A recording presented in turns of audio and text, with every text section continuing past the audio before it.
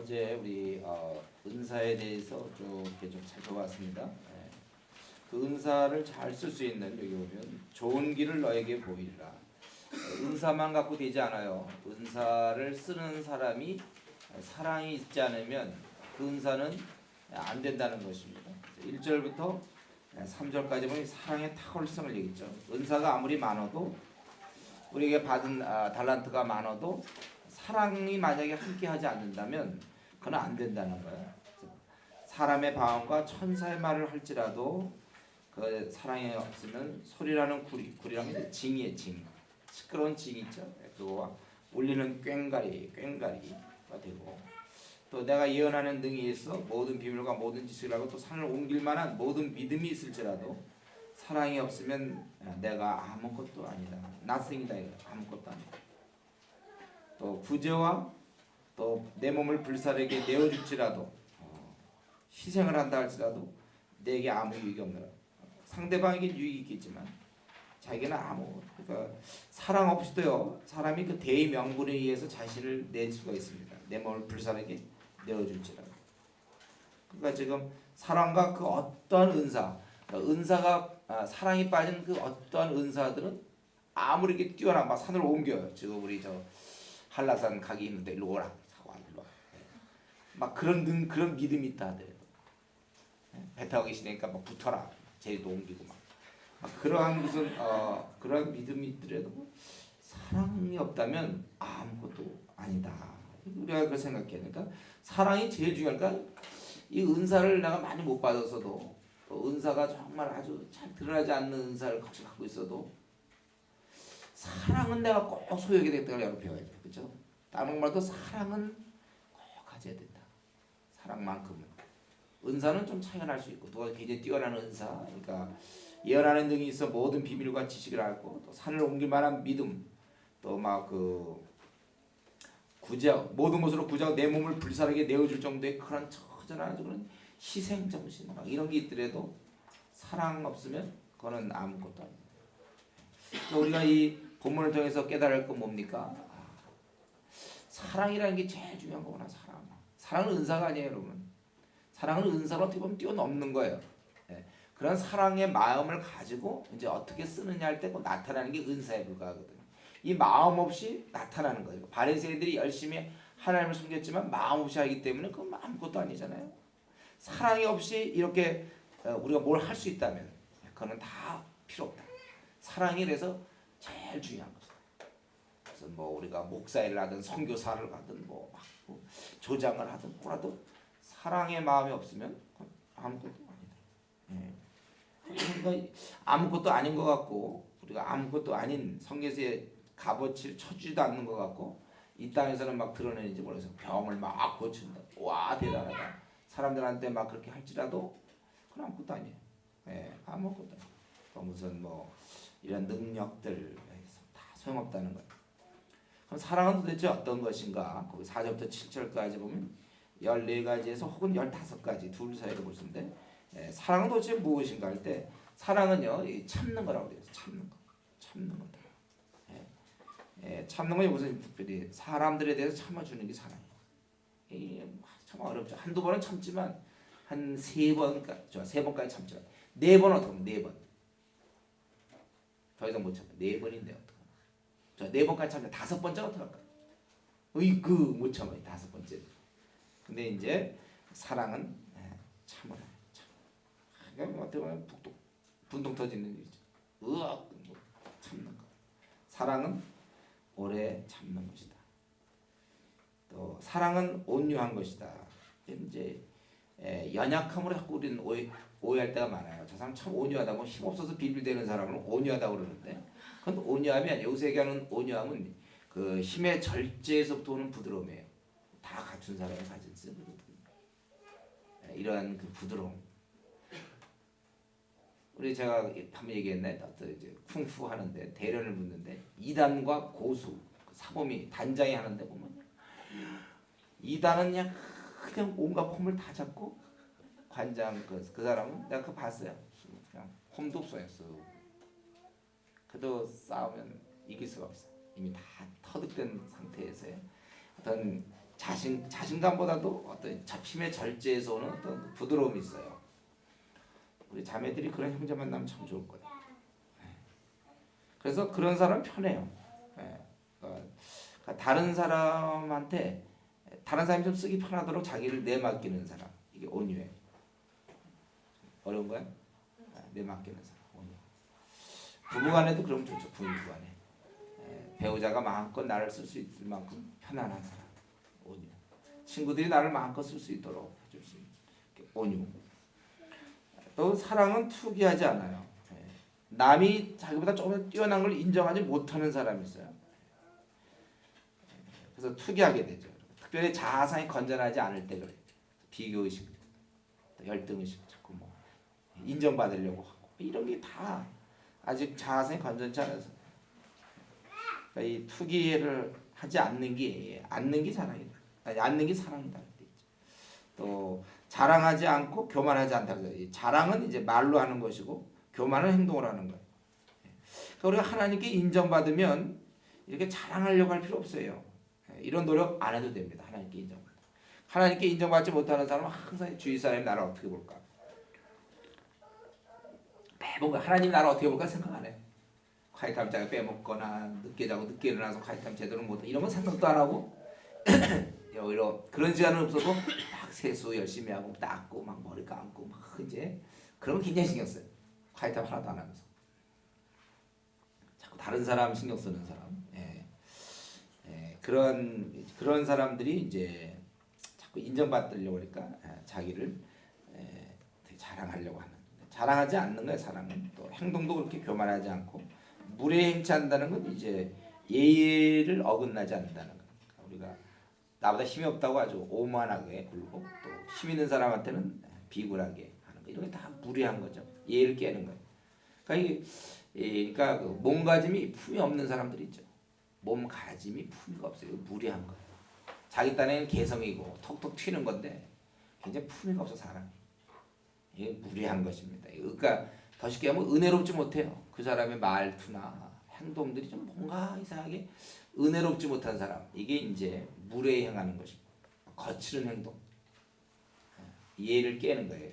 자기 예를 깨물어서 즐기는지 몰라 자기는. 나는 자유롭다.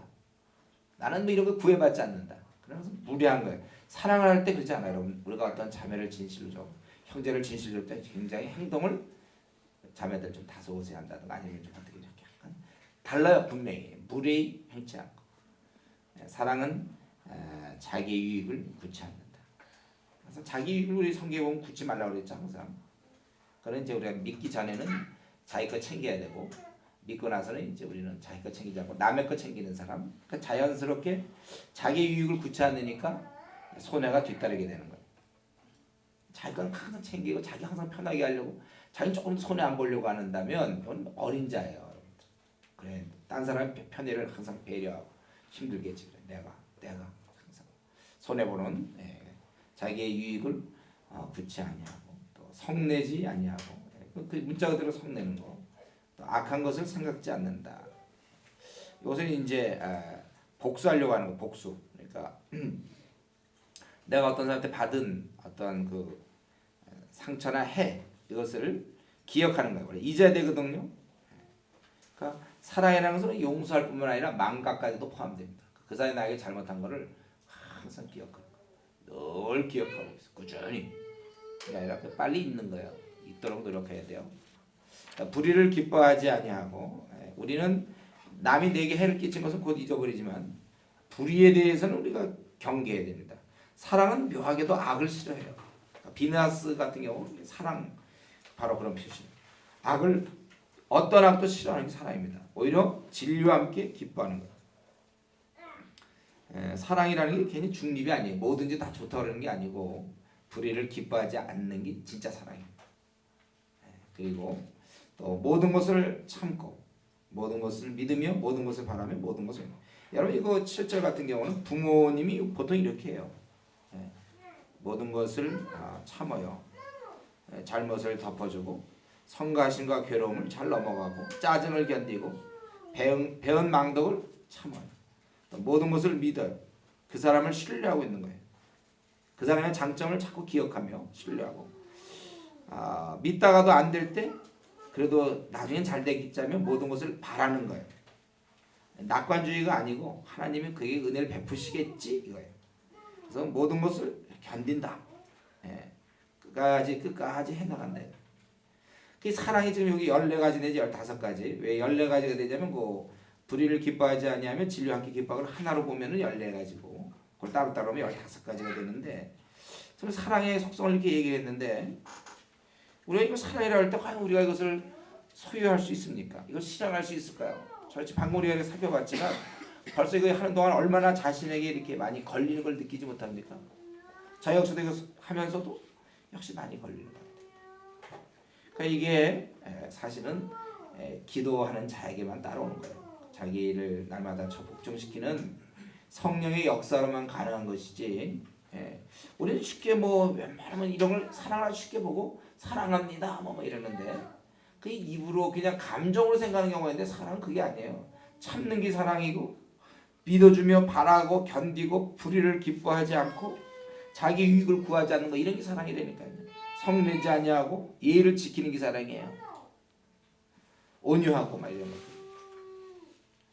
그래서 우리가 다른 수가 없어요. 기도할 수밖에 없어요. 하나님 내가 이런 사람이 되게 해달라고 기도할 수밖에 없어요. 저와 여러분 사실 이런 걸 볼 때마다 참 우리는 좀 절망하게 돼. 이렇게 안 되지 않습니까?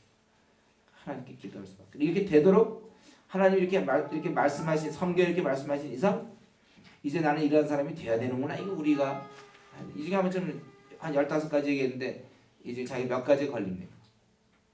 내가 이렇게 돼야 되는구나. 그래서 사랑은 참으로 우리로 하여금 하나님의 사람이 되게 해요. 그런데 이제 은사가 지금 얘기 나오지 않습니까?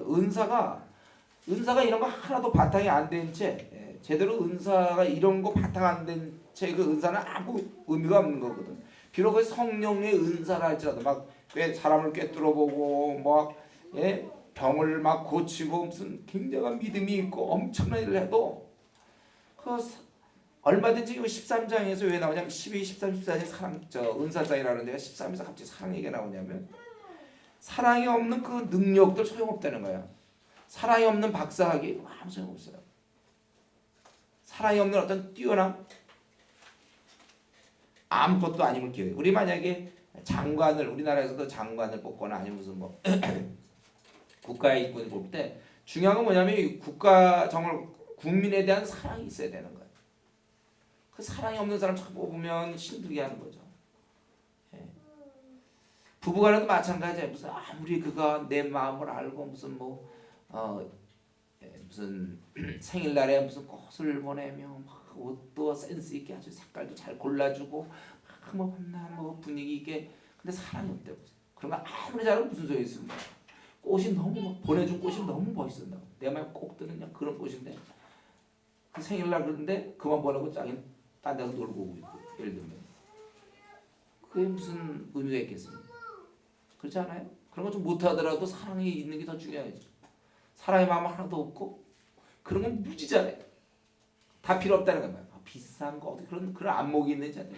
색깔도 너무 잘 맞춰서 막 선물 보내주고 남편이 막 그러는데 집에 안 두고 생일날 딴 데 가서 딴 사람 생일 챙기고서 보내주는데 너무 막 어떻게 자기 마음이 이런 걸 어떻게 알았는지 너무 오묘하게 탁 보내주고 사랑이 없으면 무슨 소용이 있냐 말이에요. 장미 백송이를 보냈다.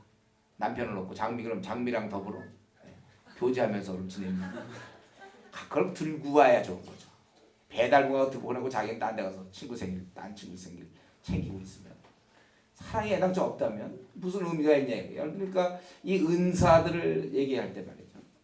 저 한국 교회도 은사들 많아요. 누구를 쓰러뜨리니 무슨 예언을 하니 방언을 하니 막 그런데 그게 뭐냔 말이에요. 그게 nothing 아무것도 아니야. 그게 무슨 의미가 있습니까?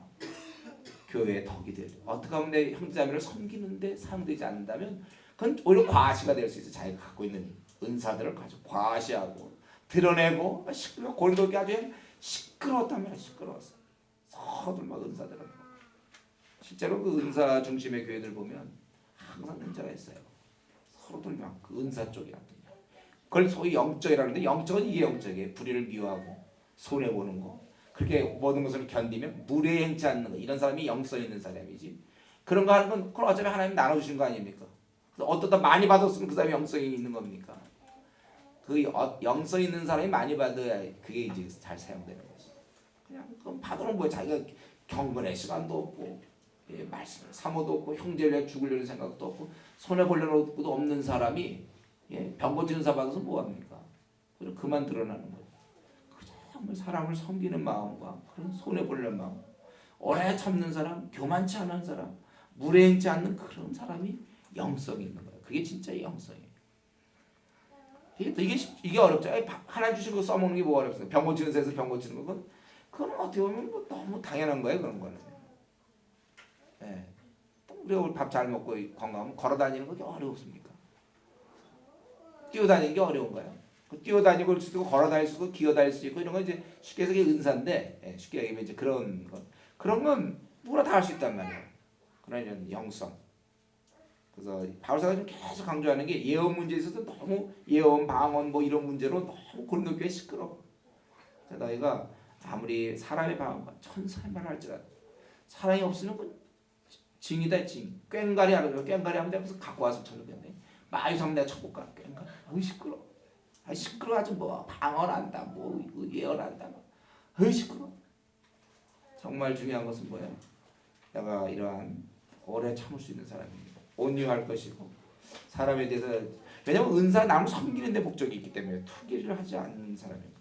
그 사람 정말 자랑 안 하고 교만하지 않는가, 예의를 지키는가, 자기의 성을 내지 않는가, 원수에 대해서 빨리 잊는가, 불의를 기뻐하지 않냐고 진리에 기뻐하는, 모든 것을 참고 믿으며 바라며 견디는, 사람에 대해서 그렇게 할 수 있는, 우리가 이런 거를 생각해야 돼. 그렇기 때문에 사랑이 얼마나 중요한지 8절부터 13절까지 그 영원성에 대해서 얘기하죠. 그러니까 바울은 고린도 교인들은 이런 건 생각 안 하고 그냥 받은 은사 가지고, 거기 보면 1장에 많은 은사를 받았다 그래서 고린도 교인들이 그 사랑을 갖고 써먹으라고 그러는데 그거 사랑은 없고 그 은사만 갖고 있으니까 그들이 중요시하던 은사와 그들이 경시되어온 덕을 지금 비교하고 있는 것입니다.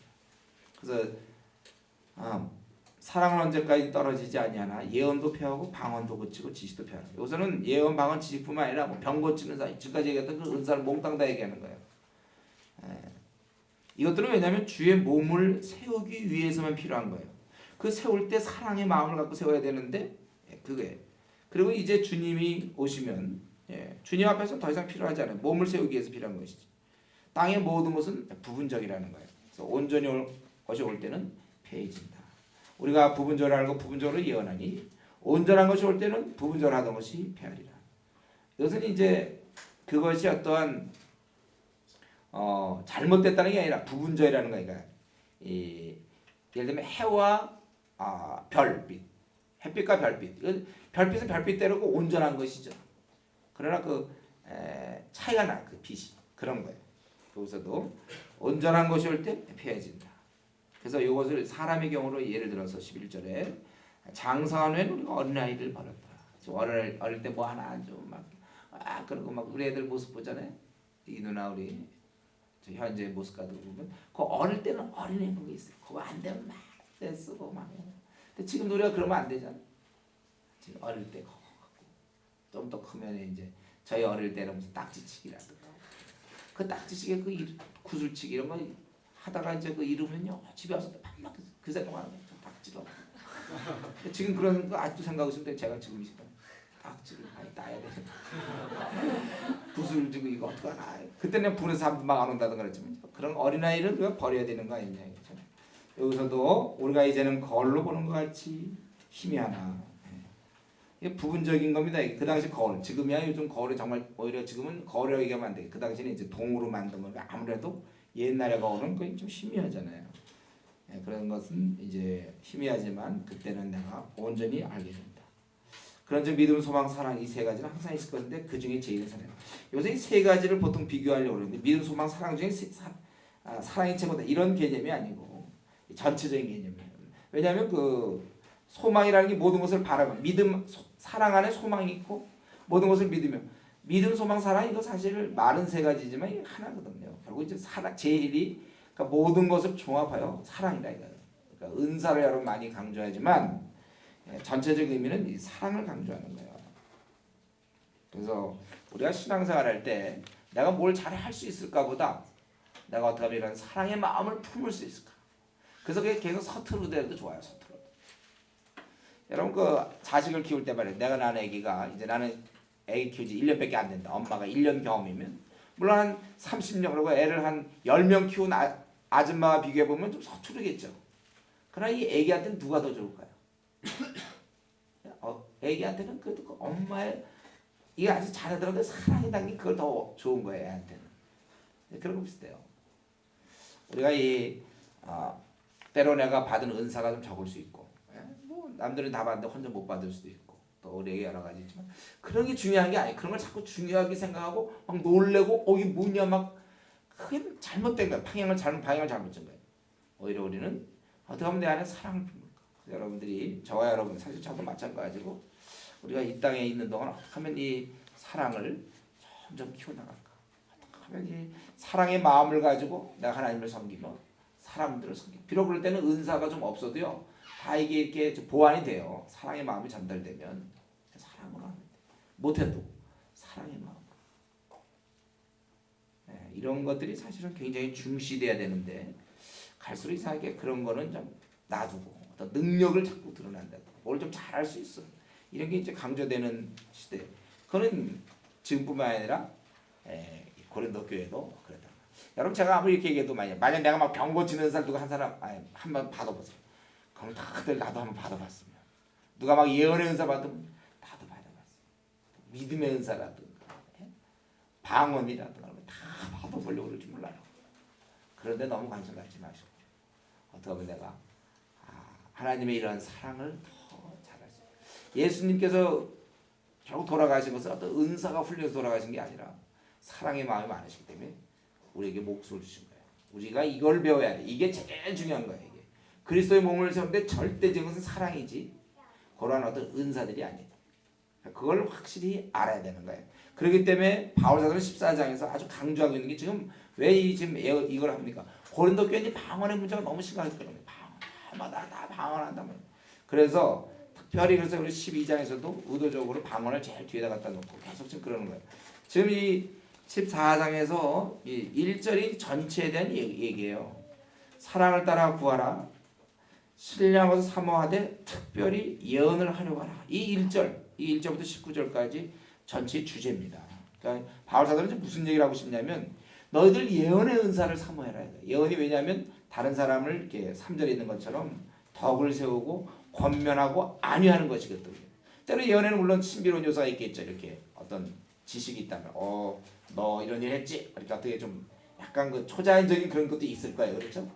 그런 것도 있을 수 있고 아니면 여기 보면 가르치는 것이나 지식이나 거기 6절에 보면 계시나 지식이나 예언이나 가르치는 것 이게 다 같은 개념이거든요.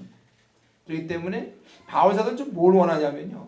너희들 제발 좀 은사 좀 사용해서 다른 사람을 섬겨라. 그러니까 예언을 하는 거야. 예언을 해서 뭐예요?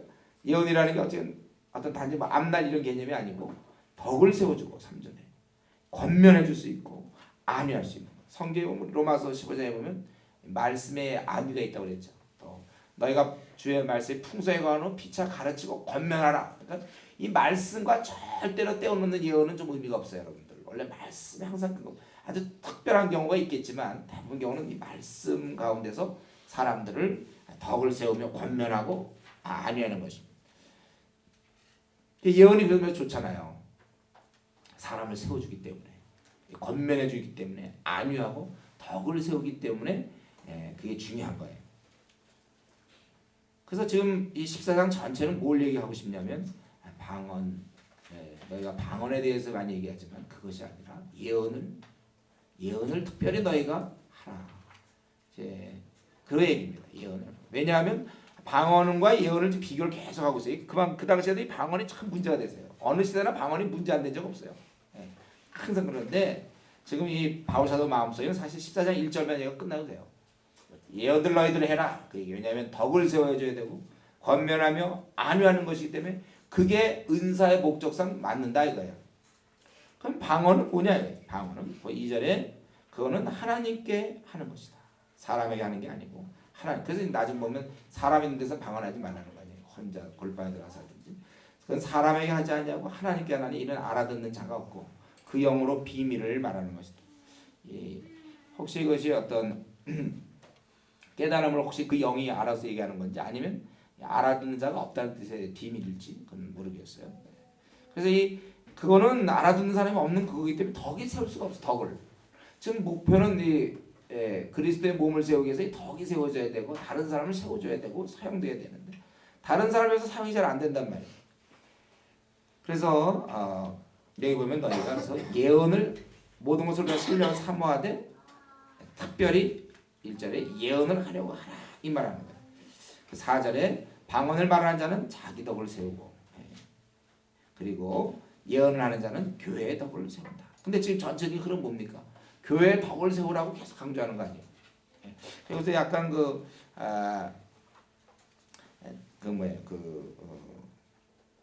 자기에게만 유익하다. 요 말은 약간 완곡한 부정이에요. 왜냐면 우리는 이래요. 의미를 자기도 방언할 때 의미를 잘 모르지만 방언한다는 사실 때문에 내가 하나님께서 나를 이런 생각이 들 수 있잖아요. 성령의 역사니까. 자기에게 좋아요. 그래서 약간의 완곡한 부정의 의미가 있습니다. 왜냐면 그건 자기에게만 덕을 세운다. 이 말이 그렇게 썩 좋은 말이 아니죠. 교회의 덕을 세워야 된다는 거. 공동체의 덕. 왜냐하면 그리스도의 몸을 위하여. 그래서 자기는 나는 너가 다 방언하기를 원하나 특별히 예언하기. 이것도 굉장히 양보절 비슷하게. 하지만 나는 무게중심이 예언에 가 있다니까요. 제가 이 방언 때문에 많은 얘기를 해서 수많은 사람과 얘기를 해보면 이제 이런 구절 다 방언을 원한다고 그랬지 않았냐 막 이러는데 문맥을 잘 읽어보세요. 지금 이게 방언을 얘기하려는 게 아니라 사실은 예언을 막 강조하기 위해서 약간 양보적으로 왜냐하면 현재 그들은 방언을 하고 있거든요. 그래서 만약에 그리고 너희가 교회의 덕을 세우기 위해 통역하지 않으면 예언하는 자만 못하니라. 이 말 속에는 이제 너희가 지금 사실은 통역을 못하고 하면서 방언하고 있지 않느냐 이거예요. 교회의 덕이 세워지지 않는다는 거예요. 그래서 우리가 방언을 항상 조건 하나 따라붙는데 그 은사는 특별한 방언은 참 특이한 게 통역하는 자가 없을 때 그 방언은 은사로서의 참 사용이 안 돼. 자기만 혼자 덕을 세우는 도움이. 그래서 그런지 형제들아 만약 이제 6절에 얘기하는 거예요. 만약 내가 너희들한테 가서 방언으로 막 얘기한다면 어떻게 되겠느냐. 방언으로 말하고 예를 들면 계시나 어떤 지식이나 교리 같은 것들 또 예언이나 가르치는 것을 말하지 않는다면 내가 너희들한테 가서는 지식을 얘기하고 예언이나 가르치는 것 이런 걸 해야 되는데 그런 걸 안 하고 만약에 방언을 얘기하면 너에게 무엇이 유익하냐. 바울사가 이제 자기의 그런 얘기를 그러면서 뭐야 7절부터 쭉 또 12절까지 거의 비슷한 결론인데 전하, 이 플룻이죠. 플룻, 관악견, 또 검은곡, 하프처럼 생명 없는 걸 소리를 할 때 그 음의 분별을 내지 않으면 저부는 것인지 검은곡을 타는 것이 어떻게 되느냐. 나팔도 마찬가지로 분명하여 전쟁을 예비해야 되지 않느냐. 그래서 이와 같이 너희도 혀로서 알아듣기 쉬운 말을 하지 않냐면 즉 우리가 이해할 수 있는 예언, 너희 이런 것들 가르침, 깨달음 이런 게 아니면 그 말하는 것을 어찌하려. 그러니까 예를 들면 알아듣기 어려운 말, 방언을 얘기하거든요. 그건 허공에다 말하는 것이다. 그래서 우리가 자기는 막 흥분해서 방언하지만 그건 허공에다가 얘기하는 것이라는 방언사의 가르침이에요. 세상의 소리의 종류가 이같이 많되 뜻없는 소리는 없나니 그러므로 내가 소리의 뜻을 알지 못하면 내가 말하는 자에게 야만이 되고 말하는 자도 내게 야만이 되라. 제가 중국에서 복음 전할 때 저는 막 얘기하면 그 사람이 템포동 모르겠다.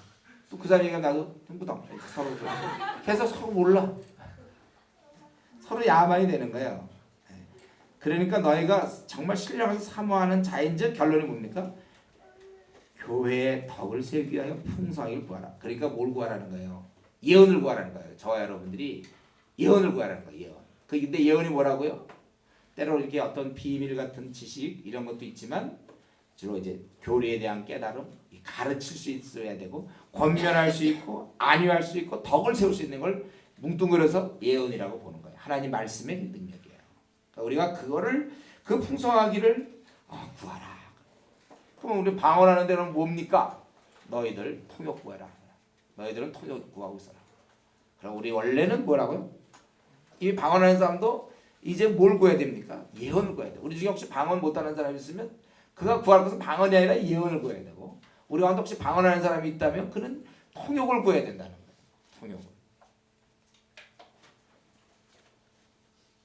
예, 우리가 이 통역하기를 구해야 된다는 거예요. 여기 보면 그러므로 이제 14절 만일 방언으로 기도하면 나의 영이 기도하거니와 나의 마음은 열매. 열매 나의 마음은 understanding이거든요. 어떤 이해력. 칼빈 선생님은 이해력이라고 얘기하고 있어요. 우리가 이해가 안 되니까 자기가 마음고라고 떠드는데 뭐라고 떠드는지 자기도 몰라. 자기는 근데 뭔가 좀 성령의 붙잡임 받아 산다. 그 사실은 참 좋은데 자기도 모르고 다른 사람보다 아무 유익이 안 돼. 그러면 어떻게 할꼬? 내가 영으로도 기도하고 또 마음으로도 기도해야 되지 않느냐. 그러니까 통역할 수 있도록 기도해달라. 기도하라 이거예요. 그리고 또 그렇게 해야 자기가 방언하다가도 또 통역도 해줘야 다른 사람이 16절에 있냐면 여기서 무식한 처지라는 것은 이제 그런 길 잘 모르는 사람, 그냥 그걸 주위 사람을 얘기하는 거예요. 그런 자들이 알고 함께 아멘하지 않느냐. 너는 감사를 잘했지만 그 무슨 소리 하지? 자기 지금 굉장히 웃기는 얘기를 갖다가 지금 막 그 스페인어로 막 해보세요. 우리가 뭐 하나도 웃음. 자기 너무 웃고 왜 이렇게 안 웃는지 몰라. 자기 막 스페인어를 좀 알아듣나? 야, 러시아로 지금 무지발을 재밌게 하고 있어요. 못 알아도 다 가만히 자기는 즐겁지만 예를 들면 러시아로 둘이 막 떠들지만 한 사람 같이 있으면 그 사람 뭡니까? 어찌 그가 아멘하고 너 그렇게 했지만 그래서 너는 감사를 잘했으나 17절 다른 사람은 덕세움을 받지 못하리라. 이게 이제 바울사도 얘기죠. 너희가 그렇게 하면 다른 사람이 무슨 도움이 되느냐? 그에게 아무 중요한 것이다. 내가 너희 모든 사람 다 방언을 더 말하므로 하나님께 혹시 이렇게 얘기함으로써 사람들이 아니 저 사람은 방언 못하니까 그런다 막 이럴까봐 마침 그 당시 사도들은 모든 은사를 거기다 갖고 있었거든요. 그러니까 자기는 그걸 잘하는 거예요. 오히려 감사합니다. 그럼에도 불구하고 왜 바울은 잘하는 걸 놔두고 왜 예언을 얘기하느냐? 그게 19절이죠. 결론적인데 내가 교회에서 내가 남을 가르치게 깨달은 마음으로 5마디 말하는 거. 그게 결국 남에게 유익이 된다는 거예요. 아무리 내가 뭐 불어로 여기서 1만 마디 얘기를 한들 무슨 도움이 되냐. 내가 그냥 한국말로 야 뭐 잘 지내라 이런 게 더 낫지. 그냥 불어로 그냥 온갖 그냥 격려의 말을 다 한들 뭐냐 이게. 깨닫는 5마디 말 갖고 하는 것이 저들에게 훨씬 더 도움이 되는 것이다. 그래서 여기서 깨달은 5마디라는 것은 문맥상 뭐랑 연결됩니까? 방언입니까? 예언입니까? 예언이랑 연결되는 거예요. 그게 깨달은 5마디가 깨달은 마음으로 5마디 말하는 것이 이 예언의 기능이에요. 다른 사람에 대해서 권면하고 경책하고 가르치고 이러는 것이 1만 마디의 방언으로 말하는 것보다 나으니라. 어떤 사람이 이제 방언 기도한다. 하루에 1시간씩 기도한다 합시다. 하루에 1시간씩. 1년이면 365시간일 것이고 1만 마디의 방언이라고 따진다면 10년 한 30년 한 거나 그것보다 차라리 1시간 설교가 더 낫다는 거예요. 이렇게 깨달은 5마디로 하는 것이 1만 마디의 방언보다 나으니라. 그런 30년 동안 매 1시간씩 기도했지만 1시간의 설교보다 못한 거예요. 왜냐하면 남의 도움이 안 되니까. 바로 여기서 왜냐하면 은사 자체가 어제 있어요. 17절 각 사람의 성령에 나타나 주심은 유익하게 하신다. 그래서 대부분 은사들이 다 보면 다른 사람을 위해서 사용되는데 방언만큼은 원래는 처음 방언은 안 그랬어요. 왜냐면 오순절 역사 때는 내가 방언을 하면 다른 사람이 외국 사람이 듣고 자기 말로 깨달았다. 근데 그 방언이 그때 이후에는 잘 안 주어져요. 그러니까 너희가 그걸 원한다면 통역을 해야 돼. 그렇지 않으면 남에게 도움이 안 된다는 거야. 근데 지금 고린도 교회는 대부분은 이 방언을 하고 있거든. 남에게 도움이 안 되기 때문에 강한 표현이죠. 이 19절 같은 경우. 교회에서 내가 남을 가르치려 깨달으면 이게 원래 은사에 맞는 거예요. 남을 섬기게 한 거니까. 그러한 마음으로 5마디 하는 것이 1만 마디. 이 느낌이 좀 1만이 아니라 10만 마디 되는 10만 마디 방언보다도 나으니라. 그래서 우리가 정말 흠모해야 될 것은요, 여러분 우리 이 공동체에서도 마찬가지인데 제가 어제 얘기했죠. 왜 난 방언을 이렇게 전 목사님 방언을 강조 안 하는가? 왜냐하면 이게 명확히 있기 때문에 성경에 우리가 흠모해야 될 것은 예언의 은사를 삼아야 돼요.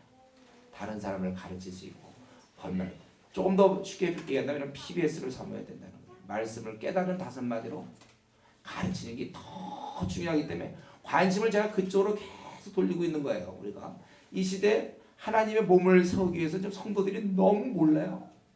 저 여러분들은 부지런히 신구약 66강에서 바울 사도에 제가 이 말씀을 대학 시절에 깨달았어요. 이 19절을. 그래서 그때부터 사실 어쩌면 더 이 생각을 해주면 깨닫는 5마디로 사람들을 보여줘. 깨닫는 마음으로 내가 깨달은 마음으로 5마디로 말하는 것이 1만 마디. 저는 사실 방언의 은사 거의 구해본 적 없어요. 한때는 많이 구했지만 오히려 저는 계속해서 가르치고 권면하고 안위하고 덕을 세우는 일에 왜냐하면 그리스도의 몸을 세우는 게 중요하니까 은사는. 그리고 오히려 지혜 은사를 많이 구했어요. 지혜 은사. 또 다스림의 은사도 구하고. 그리고 우리 가운데 이미 방언하는 분이 있다면 여러분 통역을 구해야 돼요. 여러분 통역할 수. 하나님이 그것까지 주시면 참 좋겠어요. 그렇지 않으면 자기의 덕이 되고 교회의 덕은 안 된다는 걸 아십시오. 성경에서 이렇게 얘기하는 거예요. 그래서 여기 그 방언과 예언의 이제 적절한 위치가 20절부터 25절까지 나오는데, 그러니까 앞까지 얘기한 건 결국 뭐냐면 은사는 남을 섬기는 데 있기 때문에 너희가 특별히 예언의 은사를 갖고 다른 사람을 잘 가르치고 계시와 지식 예언 이런 것들을 잘해서 권면 안위 덕을 잘 세워라. 이제 그겁니다. 1절부터 19절까지. 그리고 이제 그럼 방언과 예언의 어떤 적절한 그 위치는 뭐냐? 방언은 뭐냐면은 믿지 아니하는 위한 표적이 된다고 그랬어요. 22절에. 그래서 그 앞에 보면은 만약에 형제들아 지혜는 아이가 되지 말고 악에게는 어린아이가 되라. 지혜 장성한 자가 되라. 이 문맥상 너희가 빨리 장성한 자가 돼서 다른 사람을 돌보라 이거예요. 자기 은사에만 만족해 하고 있지 말고 다른 사람, 특별히 이제 방언 은사를 얘기하는데 다른 사람을 돌보지 않는다면 다른 사람에 대해서 관심을 많이 못 갖고 내가 방언하냐 안 하냐 이런 거 한 것은 어린아이와 같다는 거예요. 그래서 구약에서는 어떻게 21절에 어떠한 저들이 계속 죄를 범할 때 오히려 이복 집중을 위해서 하나님께서 외국어를 사용토록 하시는 거예요. 그래서 막 이방인들이 들어와서 막 그것을 막 성전을 막 들어간다든가 저들을 노력하고 막 이러면서 그들이 떠드는 외국말들 이런 것 통해서 징계하는 모습, 경계를 주는 거예요. 경계. 또 이목 집중을 위해서도 그렇게 합니다. 그래서 방언은 우리를 위한 어떤 세우려고 하는 것이 아니라 하나의 표적이라는 거예요. 그래서 놀랍다는 거죠. 놀람, 경의. 그러나 그들을 가르치지는 못해요. 예가 있다면 딱 한 번 있는데 오순절 때 저들이 각각 방언할 때 이게 듣게 되더라. 그거 한 번 있고 오늘날에서 사실은 방언의 은사의 그 기능 원래 오순절의 그 기능을 가만히 생각해 보면 그 중에 상당 부분이 영어가 대체하고 있어요. 영어가 우리가 불신자들을 이방인 언어가 안 통할 때 옛날에는 방언으로 해야만 될 수밖에 없을 때 이제 영어로 이게 통할 수 있어요. 영어로. 요즘은 이제 외국어를 공부함으로써 상당 부분을 우리가 할 수가 있고 그러나 여전히 방언은 뭐라고요? 자기 유익을 구한다니까. 내가 그걸 하면 내가 너 이거 좀 약간 눈에 안 보이는 하나님이니까 좀 신비한 세계에 들어가니까 좀 좋잖아요. 방언. 자기의 덕을 구할 수는 있지만 그러나 여기서 전체적인 분위기는 그런 걸로 만족하지 말라. 어린아이처럼. 다른 사람을 어떻게 하면 그러니까 우리는 뭘 하든지 무슨 뭐 병 고치는 사람도 저거 다 좋은데 관심은 항상 다른 사람에게 있어요. 다른 사람의 유익. 그래서 그러나 만약에 그래서 이 예언은 믿는 자들을 위한 것이다 이렇게 돼 있죠. 그래서 그러므로 온 교회가 함께 모여 다 방언으로 말하면 무식한 자들이나 믿지 아니하는 자들이 들어와서 너희를 미쳤다 하지 않겠느냐. 그것은 이제 결국은 이 사람들이 말이죠. 여기 우리가 원래 결국 여기서 미쳤다 한다는 결국 그들이 와서 결국 열매를 맺을 수 없다는 거예요.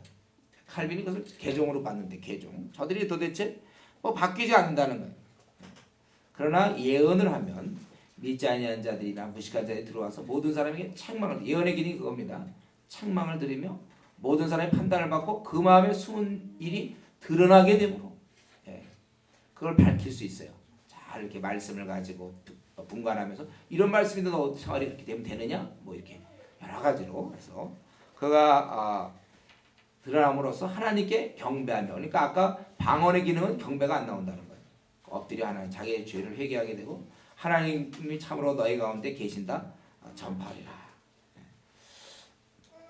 그래서 이런 걸 볼 때 예언의 기능, 책망을 하고 판단을 받고 드러나는 이게 이제 그 설교의 중요성 아닙니까? 하나님 말씀을 가지고 하나님 말씀의 가르침의 중요성, 성경 공부의 중요성이 사실 이런 데 다 있어요. 그래서 아까 얘기했지만 그들에게 예배드리고 또 놀라움과 경의를 세속사에 도전할 수는 있지만 그들을 가르치는 수단이 되지 못하고 또 개정이 안 되는 그런 방언이 아니고 예언이라는 가르치는 수단을 사용하여서 때로는 우리가 비밀을 알 수도 있어. 경우 따라 하나님 주시면 그 사람의 그런 비밀도 밝힐 수가 있어요.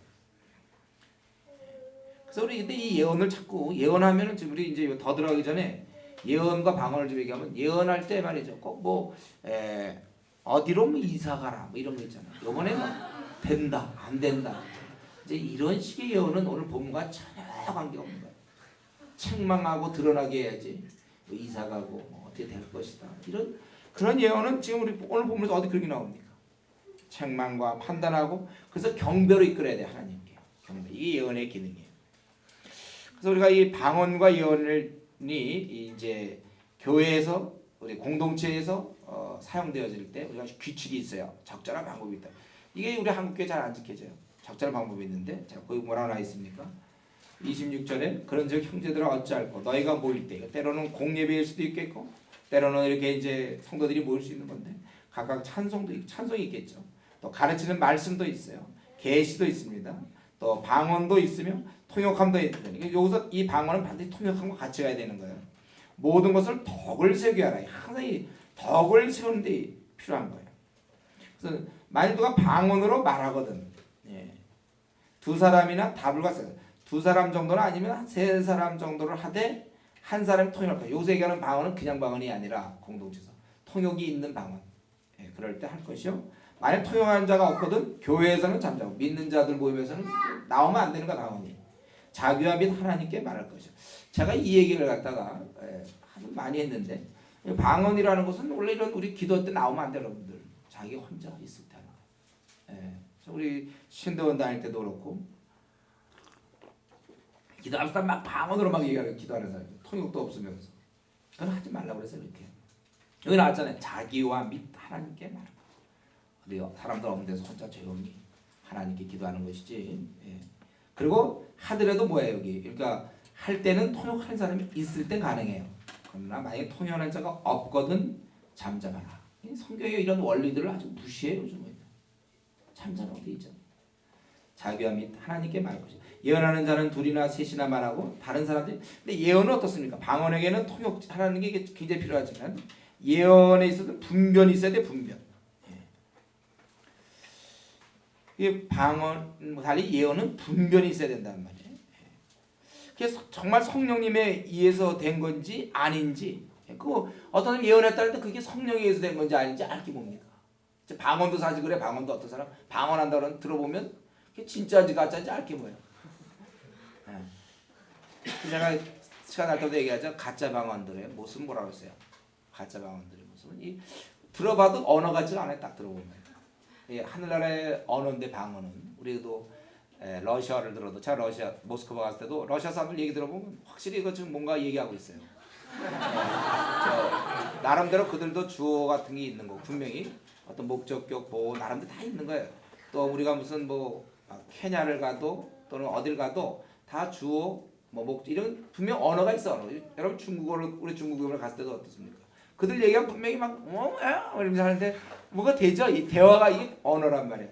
근데 이제 방언도 제가 지금까지 한 2번밖에 진짜 방언 2번밖에 못 들었어요. 대부분 다 앞만 봐도 제 하나님 앞에 제 확신은 아닐 거라고 생각하는데 진짜 방언 딱 들었을 때는 얼마나 이렇게 뭐 이렇게 아름다운지 모르겠더라 들어보니까 참. 근데 이제 대부분 뭐냐면 보통 니을자 발음이 많이 나고 이게 많이 나와요. 그리고 본인도 천천히 잘 못해. 빨리 해야지. 그리고 여러분 보통 아까도 그렇게 있었는데 보통 여러분 기도 제 경험해 보면 한 40에서 1시간 정도 지나면 입술이 풀려요 보통. 그래서 이게 무슨 얘기냐면 발음이 이제 명확히 잘 안 나오기 시작해. 그리고 그때는 그냥 막 이렇게 어렸을 때 이렇게 겹칠까 이렇게 했잖아요. 그냥 이게 편해질 수가 있어요. 그래서 여러분들이 방언 같은 것도 방언도 자기가 좀 1시간 정도 이렇게 하다 보면 그 제가 이렇게 하니까 누가 목사님 방언 받으셨네 그러더라고요. 나는 아니다 그랬습니다. 내가 들었던 방언은 정말 그런 방언이 제가 이렇게 지금 하는 것처럼 하는 게 아니에요. 그리고 이제 기도원 한번 가보세요. 기도원 가보면 그냥 얼마나 기도원 오는 사람 중에 방언 못하는 사람 어디 있습니까? 근데 그게 진짜인가 하는 나는 항상 의문이에요. 저게 정말 위에서 준 방언이 저 모양인가?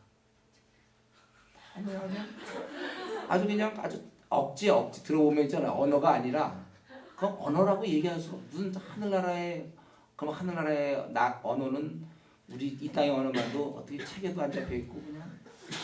근데 내가 보기에 있잖아 그거와 그냥 우리가 그냥 조금 전에 얘기한 것처럼 되는 대로 나오는 거 도대체 어떻게 구분이 됩니까?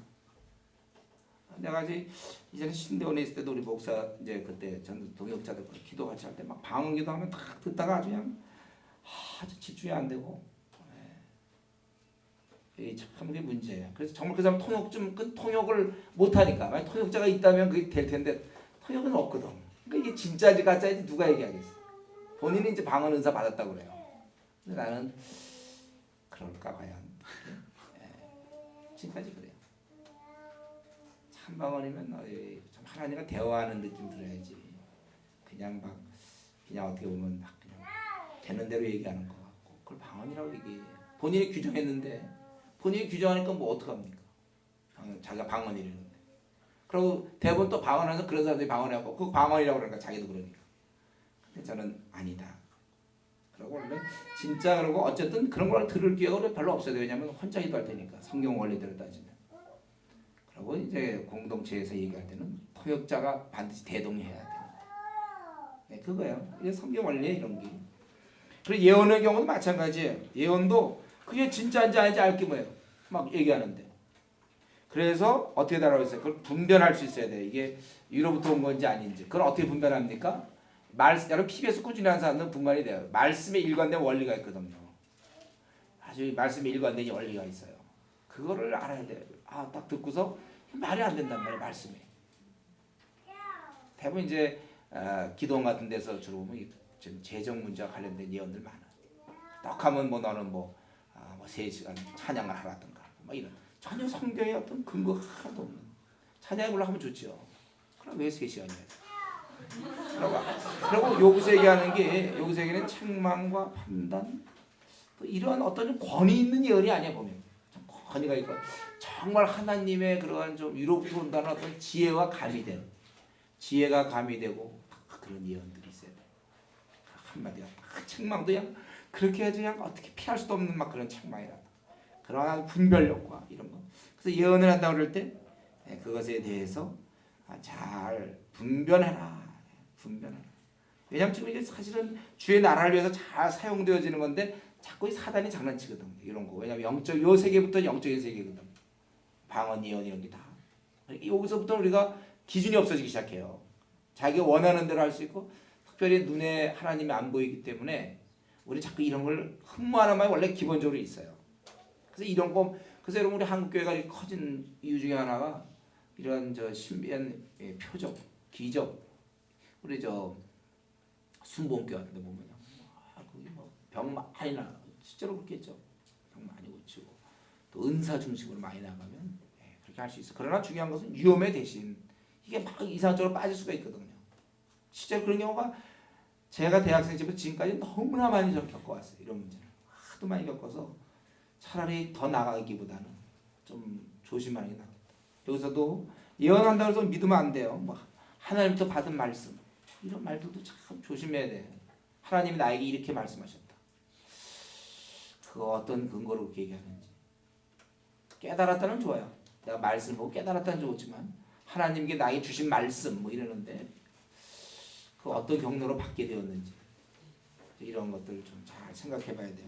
우리는 철저히 진리의 말씀을 옳게 분별하는 자들이에요. 성경의 원리대로 해야 됩니다. 그래서 여기 보면 둘이나 셋이나 말하고 다른 이는 분별할 것이다. 가능하다는 거 우리가 분별이 꼭 필요한 과정입니다. 주를 대적하는 세력이 그렇게 막 우리를 미혹해 할 수 있기 때문에 그래요. 그래서 여기 보면은 만일 곁에 앉은 다른 이에게 계시가 있거든 먼저 하든 이건 특별히 생활에 관계된 것 같죠. 여기서 보니까 먼저 하던 자는 잠잠할지라. 너희는 다 모든 사람으로 배우게 하고 모든 사람으로 권면을 받게 하기 위해 하나씩 예언할 수 있다. 여전히 그 예언의 목적이 배우게 하고 모든 사람을 권면할 수 있는 것이다. 예언하는 자는 영이 예언하는 자들에게 제재를 받느니 여기서 그 예언하는 자가 그러니까 다른 예언하는 자 거기에 제재를 받을 수 있다는 거예요. 하나님은 어지러움의 하나님이 아니시오 오직 화평의 하나님이시오. 자 여기까지 33절까지 여러분들이 이게 워낙 잘 안 다루어지던 문제이기 때문에 처음 듣는 사람들이 많을 것 같은데 지금 여기서 전체적으로 계속해서 일관된 생각은 뭐냐면 은사에서 제일 중요한 것은 다른 사람을 세워주고 교회의 덕이 돼야 된다는 거예요.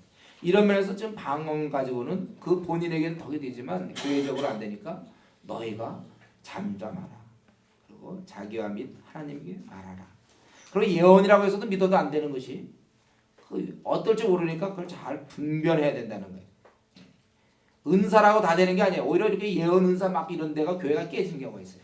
서로 막 다르게 주장하니까 이 사람이 이렇다고 저 사람 저렇다고 하면 어떻게 됩니까? 그리고 이 사람들이 자기는 예언이라고 확신하기 때문에 절대로 안 물어나요. 싸움 중에 제일 무서운 싸움이 이런 이념적 싸움 아닙니까? 자기가 확신하는 거, 더나 신앙이니. 자기가 하나님 때 받았대는데 뭐. 저 사람도 받았대는데 안 물러나죠.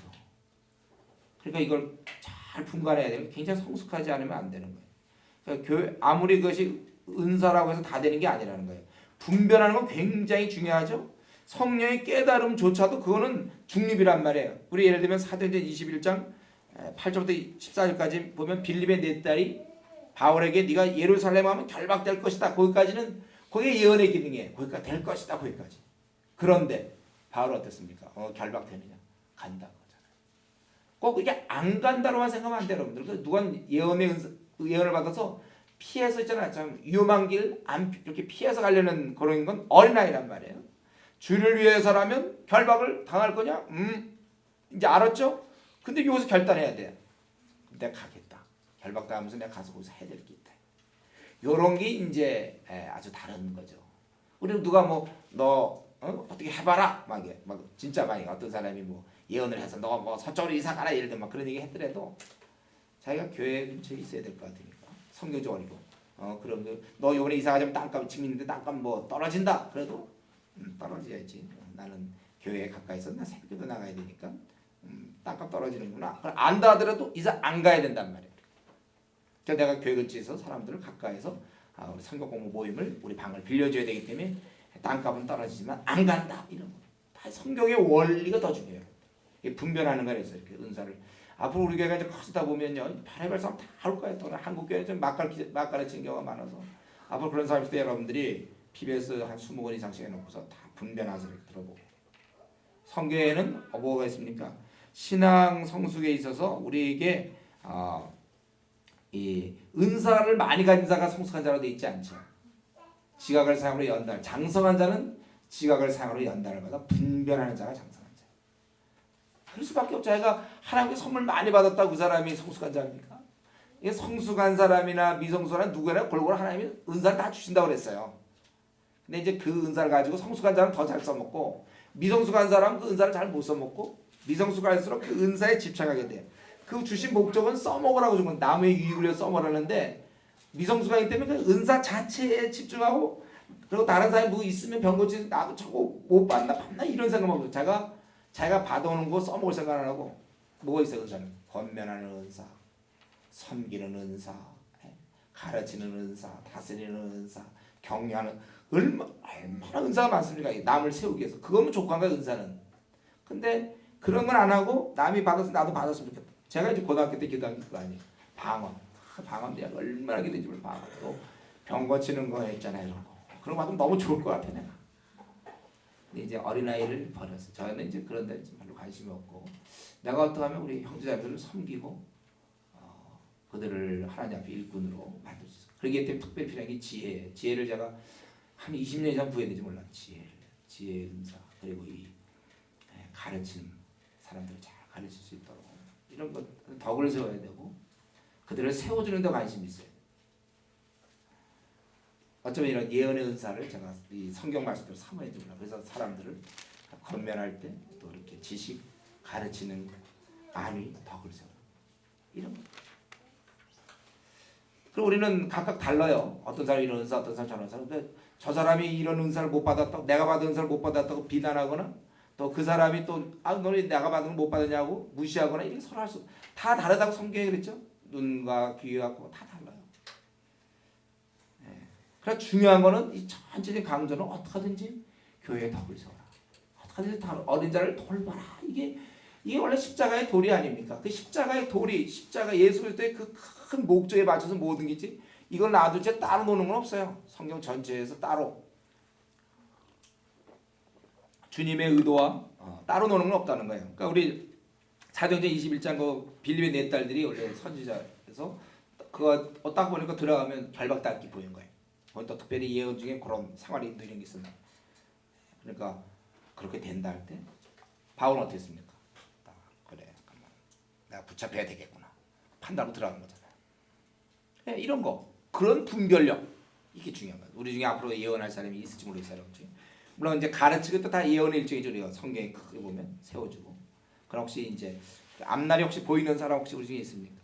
네, 그런 거 할 때도 누가 너 말이지 이번에 뭐 너 이렇게 되면 너 가서 고생한다. 예를 들면 너 중국 가면 감옥에 들어간다 하더라도 들어가야죠. 감옥 들어가면 꼭 들어간다고 망하는 게 우리는 그거보다 더 큰 게 뭐야? 선한 목자가 나를 이끌고 계시다.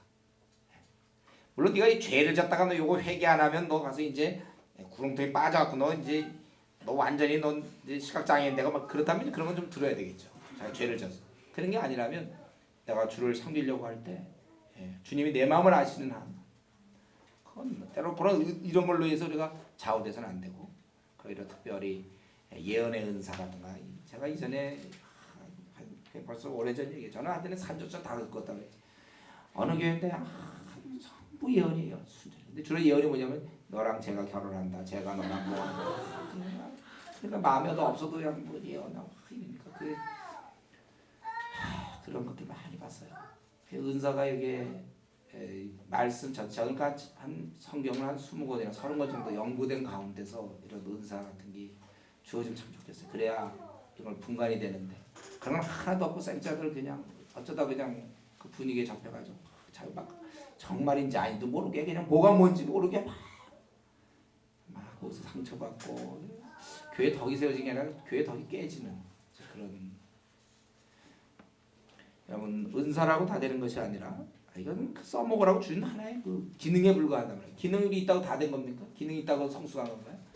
우리가 기능을 가지고 성숙한 자가 돼서 더 그거를 사랑에 맞게끔 교회 덕이 되게 그렇게 하는 게 된다. 무엇보다도 제일 중요한 것은 하나님 우리가 성화되기를 원하세요. 우리가 거룩한 백성 되기를 원하기 때문에 우리가 다른 사람을 권면하고 가르쳐야 돼요. 그 사람의 하나님이 이 죄인이 성화되는 걸 가장 원하시기 때문에 여기에 맞춰서 여러분들이 예언의 은사든지 뭐든지 이렇게 그 사람이 성화될 수 있도록 저와 여러분 서로 이거는 굉장히 많이 강조해야 되는 것입니다. 그래서 우리 12장 28절에도 어떻게 나와 있어요? 12장 28절에도 하나님이 교회 중 벼슬을 세우셨으니 첫째는 사도요. 사도의 제일 중요한 기도가 뭐예요? 말씀과 기도의 전망이다지요. 사도들이 뭐 은사 갖고 막 그냥 가르치는 거야. 사도. 또 그 다음에 선지자요. 선지자도 마찬가지로 말씀에 대한 것이죠. 또 교사. 첫째, 둘째, 셋째가 다 사도, 선지자, 교사 다 교회의 덕을 세울 때 쓴 거. 그 다음에 이제 능력, 병 고치는 거, 서로 돕는 거, 다스리는 거, 각종 방언 이렇게 얘기다.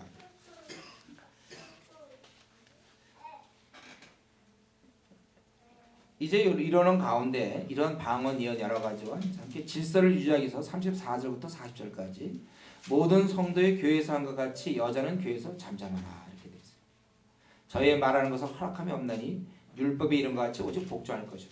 어떤 사람은 이제 우리가 예수님 믿고 나니까 우리가 이제 타락 후에 형벌이 없고 타락 이제 우리가 예수 믿고 나면 다 해결됐으니까 뭐 남녀 위치니 뭐 이런 게 별로 의미가 없다. 그렇지 않잖아요. 여기서도 보면 뭐라고 그랬어요. 바울 사도는 에베소에서도 복종하라고 돼 있잖아요. 그래서 그게 남전 여비의 사상입니까? 이게 질서라니까 질서. 우리가 부모님과 얘기죠. 부모님과 자식 사이에서 왜 부모님이 자식을 명해야 됩니까? 동등한데 사람은 다 아니에요. 하나님 그렇게 지으셨다니까. 남편을 머리로 결정하셨다니까. 그렇기 때문에 여자는 교회에서 합니다. 이 말이 무슨 말이에요? 저희의 말하는 것은 허락함이 없나니 율법의 이름같이 오직 복종할 것이다.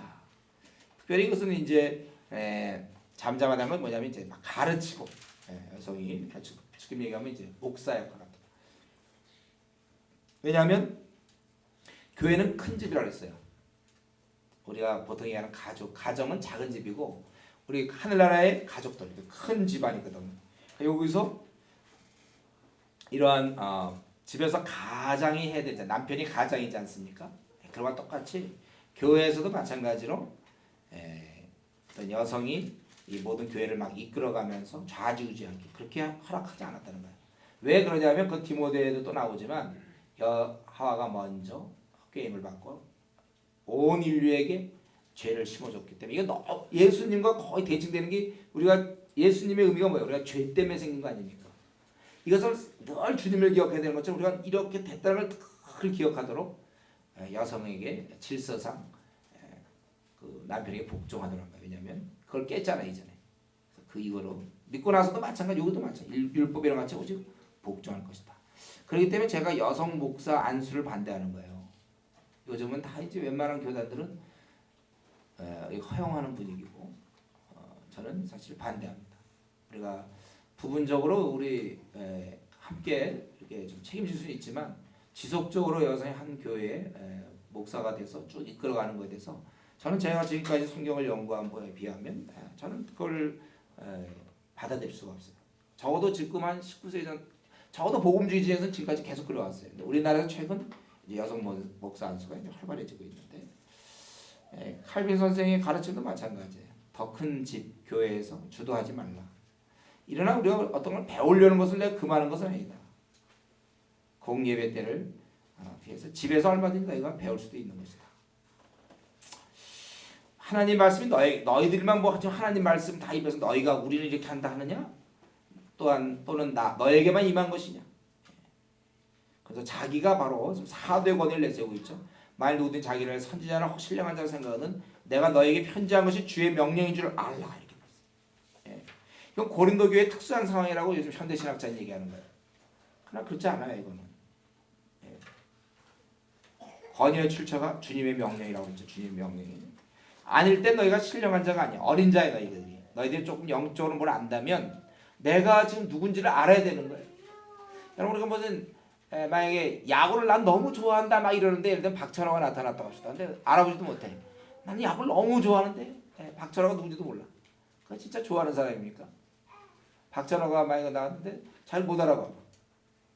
그러면 당신 야구를 그리고 자기 야구를 너무 좋아한다면 야구를 좋아하는 사람이 아니겠구나 이렇게 얘기할 수 있잖아요.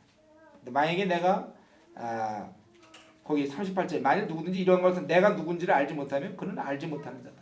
아직 어린 자라는 거예요. 사도가 누군지도 모르고 바울의 이런 사역도 모르고. 저는 주은혜 교회 참 열심히 다닙니다. 근데 예를 들면 저를 몰라.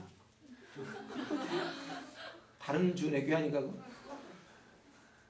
알게 돼 있잖아요 우리가. 이런 것처럼 바울 사도가 지금 이 바울 사도에 의해서 저들이 거듭났고 바울 사도가 쭉 이끌어왔거든요 고린도 교회를. 고린도 교회 탄생이 바울입니다.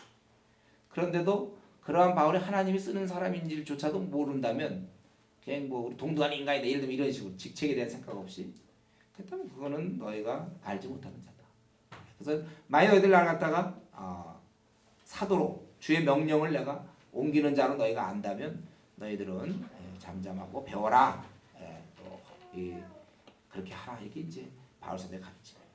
그래서 우리 교회도 마찬가지죠. 그래서 우리가 어느 한 부분에서 우리가 남을 섬길 수 있어요. 우리가 모든 성도들에게 피차 가르쳐 권면하는 건 맞아요. 그러나 한 교회 책임자가 돼서 지속적으로 이끄는 것은 좀 원치 않는 것이고. 그리고 이제 결론적으로 거기 그런즉 내 형제들아 이제 여기에 바로 39, 40절이 그거죠. 내 형제들아 예언하기를 사모하며 방언하기를 금하지 말라. 이 금하지 말라는 걸 볼 때는 용인하고 있는 소극적 명령인 걸 알지. 바울의 여기서 강조점은 어디 있습니까? 어느 걸 지금 장려하려고 그러는 거예요? 예언하라 예언하라. 즉 다른 사람을 가르치고 권면하고 책망하고 그런 일을 너희가 해서 교회의 몸을 세우라. 왜냐하면 우리는 다 하나님이 죄인을 받으셨거든요. 불완전한 미성숙한 사람을 받았기 때문에 주의 온전한 몸을 이루려면 그냥 계속 가르치고 권면하고 막 이렇게 자라가야 되는데 엉뚱하게 방언한다고 다 그려버리면 뭐 어떡하겠냐? 뭐 어떻게 자라? 신비로운 거 그런 느낌 들겠고 열심히 좀 생길 수는 있지만 주의 몸은 어떻게 자라야 돼? 뭘 지적을 해줘? 교훈이 있어야죠. 그래서 원래 사도들이 말씀과 기도 그래서 성경 그래서 원래 교회에서의 목사의 기능이 중요한 거야. 원래는 가르침 그러니까 목사 자체는 아무것도 아니로되 그 가르침의 기도 가르침이 중요한 거란 말이에요. 항상 우리가 예배 때 가르침을 많이 놓잖아요. 이게 원래 청교도 때도 그랬고 항상 가르침이 중요한 거예요. 가르침 그걸 통하여 우리는 양육을 받을 수 있고 그걸 통해서 여러분들 스스로 PBS를 통하는 거 얼마나 중요한지 몰라요. 이게 잘 돼 있을 때 성숙하는 거예요. 말씀에 의한 성숙. 하나님의 음성과 하나님의 대부분 옛날도 그 훈장이다 보면 주로 가르치는 거 아니까 말로 가르쳤죠. 그들이 주로 계속 그런 거 이 가르침 중요한 거야. 하나님이 지금 이 말씀을 통해서 우리를 가르치고 계시거든요. 그러니까 바울도 일찍 이렇게 보고 에베소에 두란노 서원에서 2년간 가르쳤잖아요. 2년간 계속 2년간. 우리 교회가 앞으로 잘 될 때가 되면 성경학교 만들지도 몰라요. 지속적으로 성경만 계속 가르치는 학교가 있으면 좋겠어. 그래서 자기가 6개월 6개월 쭉 등록해가지고 우리 영어 못하는 사람 영어 학원 다녀서 배우죠? 예? 학원 가서 배우는 거 아니에요. 자 6개월 다녀야 되겠다. 토플인 토익 그런 것처럼 우리도 아니면 이제 뭐 그런 학원 같은 것처럼 우리도 교회 앞으로 고정되면 그런 학교가 있으면 좋겠어. 성경 가르쳐야 돼요. 가르침을 받아서 그래서 성숙해지는 거예요. 한국 교회가 이렇게 허약하게 된 거 제가 디모데 때 얘기했죠. 자 잔학교나 왜 한국 교회가 이렇게 허약할까 늘 고민하다가 부산인가 어디 기차 타고 가면서 그날 또 생각해보니까 강의할 게 있어서 가면서 왜 하나님 한국 교회 이렇게 연약한가 저 창을 보면서 이제 계속 한국 교회인들이 왜 이렇게 연약한가 그러다 그냥 딱 깨달은 거라 그러지. 거의 계시라고 했을 때 거의 계시 이 계시는 아니지만 거의 계시였어. 거의 계시 기초가 부족하다. 그걸 딱 깨닫겠다. 기초 내가 모태 신앙을 경험을 해보니까 기초가 없으면 나갈 수가 없어요. 수학도 공식을 모르면 나가지 못하거든요. 이 기초가 없으면 안 돼요. 그때 내가 딱 깨달았어. 아, 그렇지. 나도 모태신앙점 내가 시구의 66권 중에 제대로 몇 권을 공부했는 거야. 우리 예를 들면 누가 대학 시절에 전공을 공부하려면 전공책 많이 봐야 뭐 그쪽으로 나갈 거 아닙니까? 난 몇 권을 공부했나? 난 모태신앙이 좀 해본 게 한 권도 없거든. 내가 알았던 대부분 성경 지식은 다 설교를 통해서 들은 거지. 이렇게 책별로 공부해본 적도 없어 사실은. 쭉 그냥 요 구절 몇 구절 해서 그거 듣고 또 일주일에 있다 또 이 구절 듣고 뭐 늘 들었던 거 듣고 목사님 말씀하려면 대충 뭔지 다 알고 다 그거예요. 그냥 아브라함이 이삭 아이고 또 이제 헌신 얘기 하려는구나. 다 벌써 알고 있어. 다 준비하고 있어. 이제 헌신 얘기 나올 거고 예측 가능한 얘기 항상 그거잖아요. 그런 거 뭐 다윗이 골리앗 앞에 나갔다 또 믿음으로 나가자 그런 얘기 하시려고 그러는 거구나. 다 알아요 벌써. 대충 다 합니다. 또 베드로가 부인하고 뭐 이런 기도 안 하고 기도 안 하더니 이렇게 실패했다 그 얘기 하시려고 그러죠. 다 뭐 그런 거 많이 우리가 있습니다. 그러니까 이제 이런 기초가 안 되니까 잘하질 않아요. 그러니까 바울 사도에 관심을 고린도 교회들 뭐 흥분하고 뭐 이런 게 아니고 너희들 하나님 백성으로 성화돼야 되겠는데 뭘 깨우쳐야지 되지 않느냐 이거예요.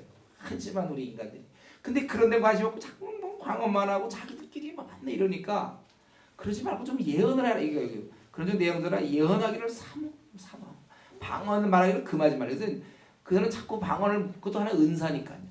다만 그 통역의 은사가 있어줘야지만 제 기능을 발휘하는데 그러니까 금하지 말라 이 말 속에는 용인은 하지만 너희들 지금 뭘 추구해야 되면 예언을 추구하라. 너희들 지금 서로 가르쳐줘야 되고 막 권면해줘야 되고 안위해줘야 되고 덕을 세워야 되고 가르쳐야 되고 이래 교회 덕을 세워야 되고 그러는데 너희들 그거 해야 된다. 그리고 모든 것을 적당하게 하고 질서대로 해라. 적당하게 질서대로. 왜냐하면 은사를 지금 사용하는 사람들이 연약한 분별력이 없는 우리들이기 때문에 이걸 질서를 적당히 하지 않을 땐 또 주를 대적하는 세력이 공격할 수가 있단 말이에요. 그러니까 이제 전체적으로 12장, 13장, 14장 전체적으로 우리 여러분이 이걸 깨달으면 돼요. 결국은 나는 뭐라든지 간에 남을 위해 살아야 될 것이고 다른 사람의 덕을 위해서 내가 해야 될 것이고 앞으로 내 남은 생도 어떤 직업을 갖든지 다른 사람 만약 내가 둘 중에 하나를 택한다면 어떻게 하면 더 다른 사람을 도울 수 있는 직업이 있겠는가. 요즘 다 이렇게 연봉으로 따지지 그 일이 얼마나 보람된가로는 잘 안 따지는 것 같아요. 그래서 저는 사회봉사기관은 자리가 많이 빈대요. 되게 그냥 너무 세갖고 요즘 못 들어간다 그러지만 사실은 조금 연봉이 적은 데 있잖아요. 사회봉사기관이라든가 뭐 이런 데는 사실 그런 데 그리스도인들이 가야 되는 거예요. 그런 데는 자리가 안 와 사람들. 왜냐면 연봉이 적으니까. 그런 풍토들을 우리가 좀 많이 생각해야 돼요. 오늘 말씀을 마쳐야 되겠는데 우리는 특별히 예언을 사모하는 사람들 되세요. 요새 예언의 기능이란 물론 어떤 참 신비로운 그런 것도 있을 거예요. 그러나 전체적으로는 다른 사람을 잘 가르쳐줘서 그 사람을 세워주는 거예요. 가르치는 것이나 지식이나 이런 것들 권면하고 안위하는 것 이런 것들을 우리가 잘 해야 돼요. 예언을 사모하는. 그래서 여러분들이 특별히 이미 그때는 말씀이 이제 계속해서 이렇게 주어지고 있고 신구약이 완성되기 전이고 지금 이미 다 끝났거든요. 이제부터 우리가 말씀을 따라가면 돼요. 그때는 말씀에 의해서 세워지고 있었고 이제는 세워진 이것을 우리가 공부하고 성령의 그 조명하심으로 힘써 여호와를 알 것이고 우리가 열심히 말씀을 그래서 우리 바울사도가 디모데에게도 네가 열심히 배우라고 그랬잖아요. 배우는 거 청렴, 교훈의 청렴 배워야 돼요. 그래서 우리 말씀을 여러분 더 열심히 공부하십시오. 더 남을 세워주기 위해서라도 내가 배워주고 덕을 세우고 권면하고 안위하기 위해서 더 우리는 생애 코치가 돼야 돼. 우리가 좀 돌볼 사람이 성도들 한번 만나보십시오. 우리 한국교회 성도님들 정말 기초가 안 되는 사람 아직 구원의 확신 문제도 정리 안 된 사람 많아요. 아직도 구원의 확신 정리 안 된 사람 많고 여러분도 이제 지금 훈련 중이지만 아직 콰이타임 같은 게 생활화가 아직도 안 된 사람 많아요. 들쑥날쑥 하다 말고 그런 건 다 기본이거든요. 이건 참 기본인데 그러니까 너무 기본에서 헤매고 있으니까 우리 성숙하지 못해. 한국교회가 그러니까 크게 자라지 못해요. 기본에서 헤매고 있고 중국은 마음은 뜨겁고 중국 교회들 다 주님께 헌신되어는 있지만 아는 게 없어 별로. 지도자부터 도망다니기 바쁘고 차분히 앉아서 말씀을 연구할 시간이 없어요. 그러니까 배우는 사람 더 모르죠. 그러니까 우리가 하나님 앞에서 특별히 다른 사람을 도와주고 공유하고 여러분들은 이번 이 훈련을 통해서 아침 일찍 일어나는 아침 일찍 일어난다는 것은 괜히 까닭 없이 늦게 자지 말라는 거. 어제 같은 경우도 늦게 1시간씩 괜히 여기서 끝나고 1시간 있다 자는 사람도 있는데 들어가면 10분 15분 내에 빨리 자요. 여러분들 지금 훈련 중인데 빨리 씻고 빨리 자면 돼요. 그래서 여러분 이번 게 어떻게든지 이거 되면 이 말은 뭐냐면 콰이타임을 이제는 들쑥날쑥 하지 않게 되면 이것처럼 중요한 훈련은 있습니까? 차라리 한 달보다는 앞으로 남은 50년을 한 번도 콰이타임 빼먹지 않고 하는 거 그게 더 중요하죠. 저는 그걸 심어주려고 생각합니다. 여러분들이 아침에 맑은 정신이라서 콰이타임 하는 거 참 좋죠. 여러분들 매일 이렇게 매일 해보세요. 우리가 어떻게 될까? 걷잡을 수가 없는 거예요. 아무도 예언할 수가 없어요. 앞으로 어떻게 될까? 자기도 모르게 바뀐다니까요. 저도 제가 뭐 목사 되고 싶으면 목사 됐겠습니까? 저는 원래 목사 이거는 이상한 직업이라고 생각했어요. 나는 나랑 아무 관계가 없을 거라고 생각해서 목사는요. 그러나 제가 땅을 놓고 콰이타임 꾸준히 했거든요. 꾸준히. 이제 그거 한다고 목사 된다는 뜻은 아닌데 꾸준히 하다 보니까 뭐 이렇게 어려운 게 아니에요.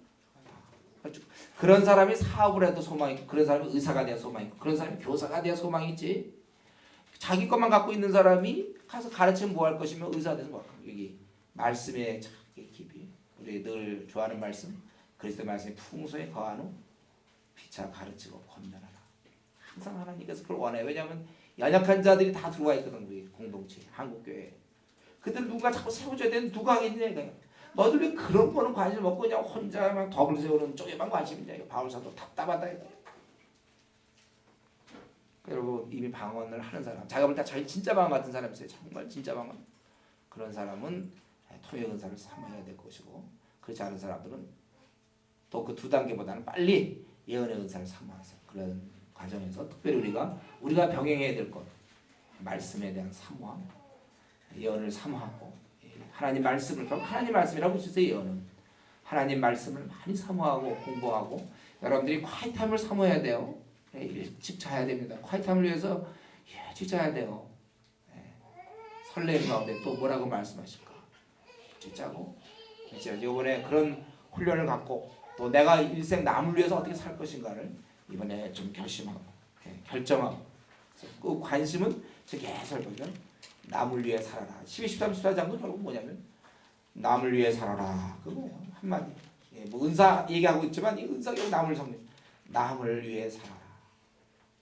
믿는 자의 덕이 되게 살아라.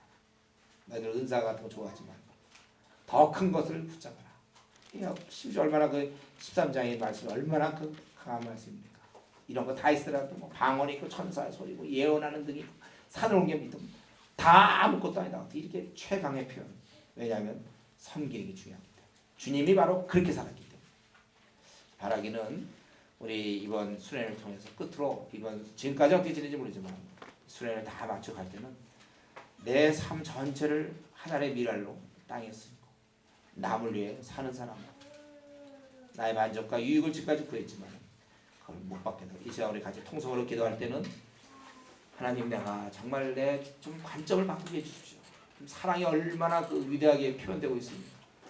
하나님 나도 이런 사랑이 좀 사람이 되게 나에게 좀 비전이 있다면 나에게 정말 좀 원함이 있다면 좀 사랑의 사람이 좀 되게 해주십시오. 사랑.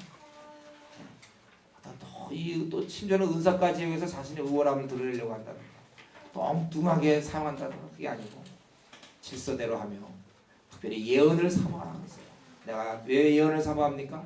다른 사람을 가르치고 또 권면하고 안위하기 위해서 예언을 사모해야 돼. 하나님 나는 정말 그런데 좀 관심을 갖게 해달라.